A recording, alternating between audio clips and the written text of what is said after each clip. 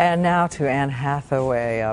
Jane Austen might have put it this way: it is a truth universally acknowledged that Jane Hathaway is one of the truly talented young women in Hollywood. We know her from Devil Wears Prada. Well, she is back in Becoming Jane, which is about Jane Austen, one of those beautiful neurosurgeons of the heart, writing about romance and love at a time when sometimes it was your imagination that was fueling it. And Anne Hathaway is with us this morning. Becoming Jane opens soon. Yes. Opens this weekend.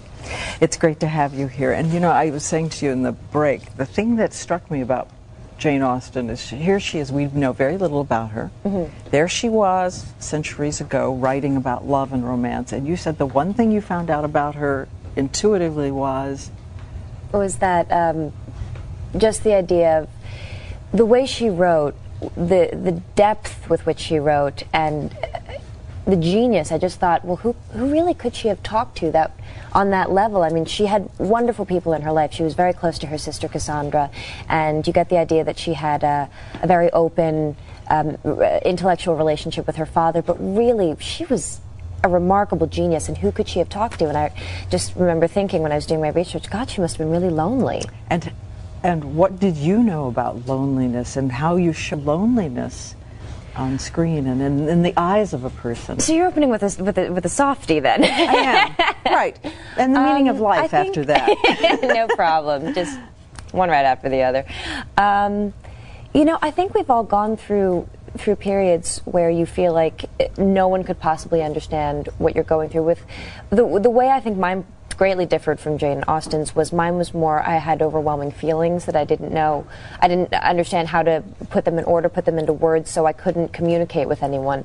With her, I mean, obviously I think that wasn't the case at all. I just think she was so much smarter and saw so much more in the world around her.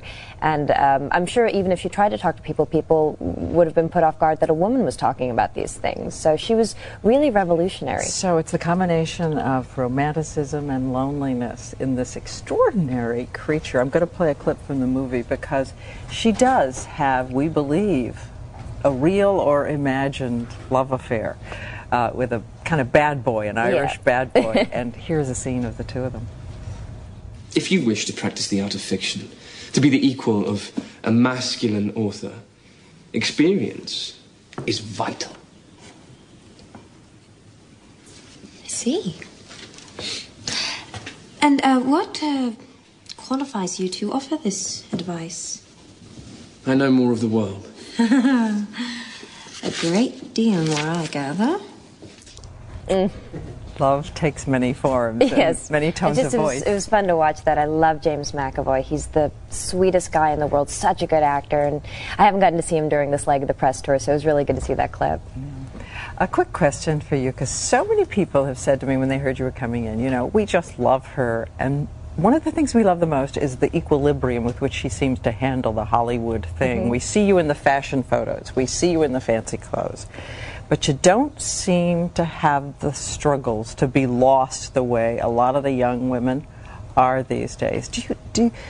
Is there something that you think makes a difference? What is it you cling to? Well, to be fair, I think that whole feeling of being lost, particularly from the age of 18 to 21, affects a lot of people, celebrities and college students and people who maybe can't go to college, have to start working, young mothers. It's a difficult time, and I struggled the way a lot of people do, but I recognized that I was about to go through a really, really rough patch where I wouldn't necessarily always be in control of my actions, and so I removed myself from the public eye. I didn't want to do that publicly, and part of the reason why I did that was because I feel a really strong responsibility to my family. I come from the best salt-of-the-earth people, and I don't want my godmother to call me and to feel like I've disappointed her. So now I feel like I can handle it a little bit more. I just feel better prepared for it. I feel like I've set up my life so that it... do you have to go to a clip? I'm gonna grab you because we're going to go to a break. The computer, it's Becoming Jane. It opens this Friday. Sorry.